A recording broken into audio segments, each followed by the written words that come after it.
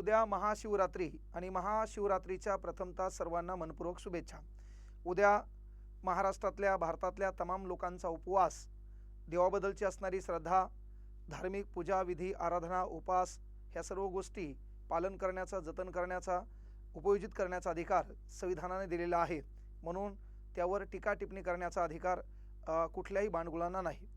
मुख्य गोष्ट ही आहे की बाबा उद्याचा जो उपवास आहे त्या उपवासाला आपण शिवलीला अमृतचा दुसरा अध्याय ऐकला असेल, त्या अध्यायामध्ये की बाबा एक म्हणजे पारधी सांगितले, काही ठिकाणी शिकारी सांगितले की तो त्या ठिकाणी बेलाच्या झाडावर बसतो, बाजूला एक मंदिर असते, त्या मंदिरामध्ये बम बम भोले म्हणजे महादेवांची भली मोठी आरती चालू असते, पूजा आराधना चालू असते, महाशिवरात्रीचा दिवस असतो आणि लोक त्या ठिकाणी काय करत असतात, बेलफूल वाहत असतात, पण याला शिकार भेटत नाही। समोर आलेलं हरिण येते पण त्यावरून काय होतं, हा त्या लोकांना शिवीगाळ करतो की बाबा या लोकांच्या गर्द्यामुळं मला काय भेटत नाही, तर मला आज शिकार मिळत नाही, माझे लेकरं घरी उपाशी आहेत।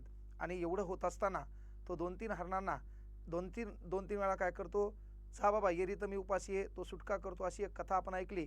पण तो डोळ्यासमोर येणारे जे काही पाते आहेत कशाचे, तर बेलफुलांचे, तो ते तोडत असतो आणि खाली टाकत असतो, खाली शिवलिंग असते आणि त्यावरून त्याला ईश्वर प्राप्ती होती, ही आपण गोष्ट ऐकलेली आहे। सांगायचं तात्पर्य कुठलंही कर्म आणि कुठलंही काम करताना ते जर तुम्ही नित्यनेमाने करत असाल, मनातून करत असाल, तर त्याचं फळ आपल्याला भेटते।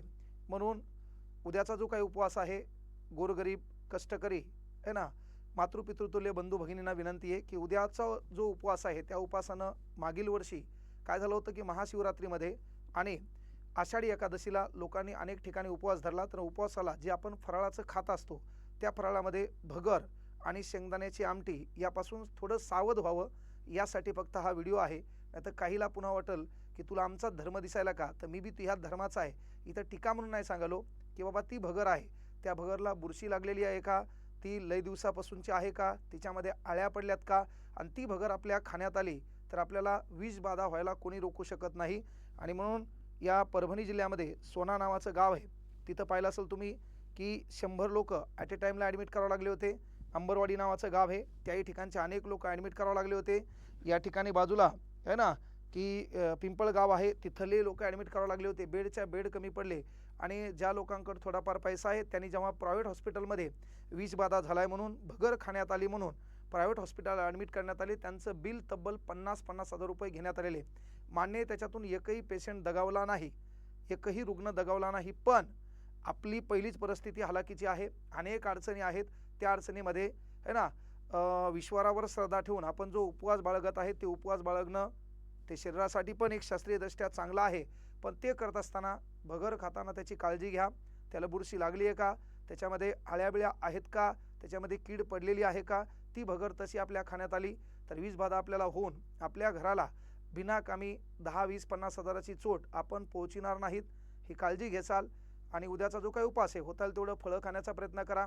उन्हाळ्याचे दिवस चालू झालेले आहेत, जास्तीत जास्त पाणी प्या, जेणेकरून काही मोलमजुरी करणारे आहे ना लोक असतील तर होतंय काय माहिती आहे का, डिहायड्रेशन झालं तर दुसरा एखादा आजार बिनाकामी आपल्याला अंगलट येऊ नये आणि आपल्या घराला बिनाकामी पैशाची झळ पोहोचू नये।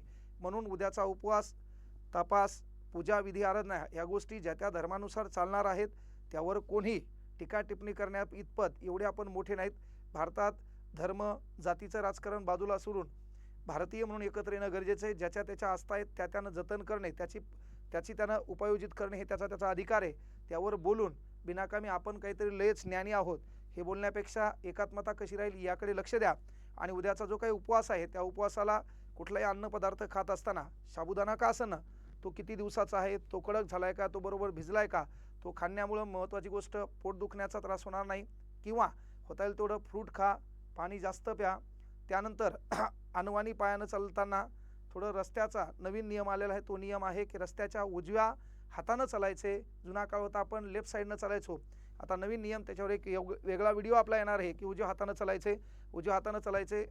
जे काही दर्शन असेल, पूजा विधी आराधना असतील त्या चालू द्या, पण चलत असताना उपवासाला आपण जे खानपान उद्या करणार आहोत, जे खाणार आहोत, ते खाताना जे अन्न आहे ते बरोबर आहे का, जे पदार्थ आहेत ते बरोबर आहे का, फळं असतील म्हणजे फ्रूट असेल, साबुदाणा असेल किंवा भगर असेल, हे खात असताना ते किंवा करत असताना किती दिवसापूर्वीची त्याची डेट पहा, त्याच्यानंतर ती योग्य चाचणी करून पहा. योग्य असेल तर नक्की त्याचा काय करा, सेवन करा आणि आपण आरोग्याची आणि काळजी घ्या. सर्वांना महाशिवरात्रीच्या भरभरून शुभेच्छा. मात्र भगर खाताना आवर्जून काळजी घ्या की मागील वर्षी परभणी जिल्ह्यामध्ये सिव्हिल हॉस्पिटलला बेड देखील कमी पडले होते आणि म्हणून काही लोकांना प्रायव्हेट हॉस्पिटलमध्ये जावं लागलं. 20 ते 30 हजार रुपये बिल झालं. म्हणजे आपण पहिलेच आर्थिक अडचणीत असताना पुन्हा एखादी अडचण आपल्या वाट्याला येऊ नाही म्हणून तुमचा एक मुलगा म्हणून जे वडीलधारे, ज्येष्ठ, बंधुतुल्य, मातृपितृतुल्य जी लोक उपवास धरतात त्या सर्व मायबापांना विनंती आहे, स्वतःची काळजी घ्याल एवढीच अपेक्षा. बम बम भोले. सर्वांना महाशिवरात्रीच्या भरभरून शुभेच्छा. धन्यवाद. जय हिंद, जय महाराष्ट्र.